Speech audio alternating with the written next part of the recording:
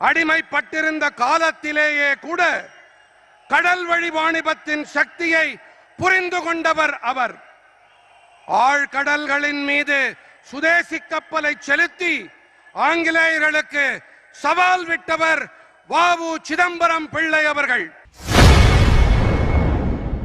நேற்று தூத்துக்குடி விமான நிலைய திறப்பு விழா நிகழ்ச்சியில் கலந்து கொண்டு பேசிய பிரதமர் மோடி கப்பலோட்டிய தமிழன் வ.உ.சியை புகழ்ந்து பேசியுள்ளார். தூத்துக்குடியையும் தமிழ்நாட்டையும் உருவாக்கும். साथियों, तमिलनाडु और तूतुकुड़ी की धरती ने, यहाँ के लोगों ने सदियों से समृद्ध और सशक्त भारत के लिए अपना योगदान दिया है. इसी धरती पर वी.ओ. चिदंबरम पिल्लई जैसे विजनरी पैदा हुए.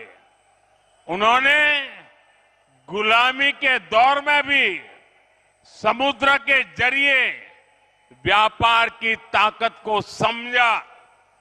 उन्होंने समंदर में स्वदेशी जहाज चलाकर अंग्रेजों को चुनौती दी.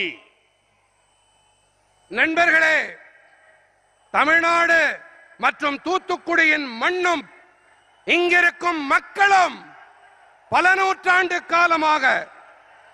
நூற்றாண்டுகளாக தன்னிறைவான சக்தி படைத்த பாரதத்திற்காக தங்களுடைய பங்களிப்பை அளித்து வந்திருக்கின்றார்கள்.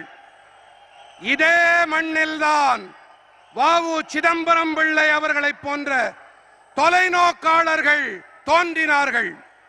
அடிமைப்பட்டிருந்த காலத்திலேயே கூட கடல் வழி வாணிபத்தின் சக்தியை புரிந்து கொண்டவர் அவர். ஆழ்கடல்களின் மீது சுதேசி கப்பலை செலுத்தி ஆங்கிலேயர்களுக்கு சவால் விட்டவர் வ.உ. சிதம்பரம் பிள்ளை அவர்கள்.